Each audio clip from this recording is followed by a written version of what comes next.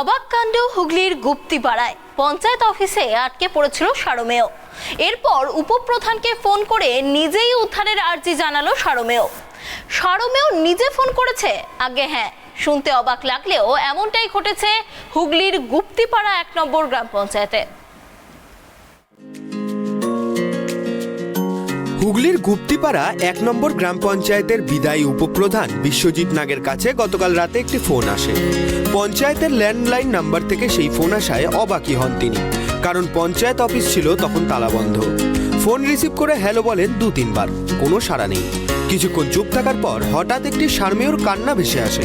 প্রথমে ব্যাপারটা বুঝতে পারেননি বিশ্বজিৎ বাবু। ফোনের অপর প্রান্ত থেকে তখন এক নাগারে ভৌ ভৌ স্বরে সারমেয়টি কান্নাকাটি করছে।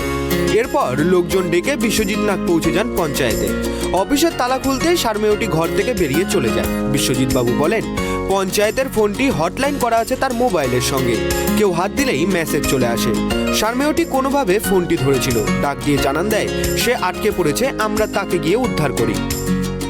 গতকাল সন্ধ্যা 6:37 নাগাদ আমার কাছে একটা গ্রাম পঞ্চায়েত অফিস থেকে ফোন আসে। এবার ফোনটায় আমি বেশ কিছুক্ষণ হ্যালো হ্যালো করছি, 6-7 বার হ্যালো হ্যালো করার পর দেখছি কেউ আওয়াজ করছে না। আমি বুঝতে পেরেছি যে পঞ্চায়েত অফিসে কেউ একটা ঢুকেছে। হঠাৎ করে আমি যখন আবার একবার হ্যালো বললাম, দেখি কুকুরটা কাঁদছে, একটা আওয়াজ আসছে। বুঝতে পারলাম যে আমাদের অফিসে, গ্রাম পঞ্চায়েত অফিসে একটা কুকুর আটকে পড়েছে। এবং বলে রাখছি যে আমাদের পঞ্চায়েত অফিসে 11টা কুকুর আছে এবং তারা প্রত্যেক দিনই ঘরের মধ্যে থাকে। তো কোনোভাবে ও আটকে যায়। আটকে যাওয়ার পর কী হয়েছে, আমাদের যে ল্যান্ডলাইন ফোনটা আছে ওই ল্যান্ডলাইনের হটলাইন নাম্বার করা আছে এবং সেখানে ও হয়তো ওটা কোনো কারণে পায়ের চাপে হোক, টিপে দিয়ে হোক, যা করেছে, কলটা আমার কাছে চলে এসেছিলো। আসার পর আমরা মিনিট 10-15 বাদে গিয়ে ওকে রেস্কিউ করি। কিন্তু আশ্চর্য হয়ে গেলাম যে ও ফোনটা করলো কী করে। এবং ফোনটা আপনারা ছবিতেও দেখতে পাবেন যে পুরো একদম যেমন মানুষ ফোন রেখে দেয় সেরকমভাবে ফোন রাখা হয়েছে। আমি একটা আগ্রহবশত ঘরে গেছিলাম যে হয়তো ফোনটা ভেঙে চুরে ফেলেছে বা কিনে ফেলে দিয়েছে, কিছু হয়তো করেছে।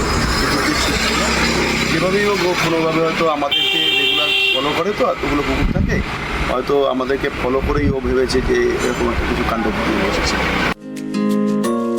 গুপ্তিপাড়া 1 নম্বর পঞ্চায়েত অফিসের সামনে 11টি কুকুর থাকে সব সময়। তাদের মধ্যে একটি কোনোভাবে ঘরে আটকে পড়ে।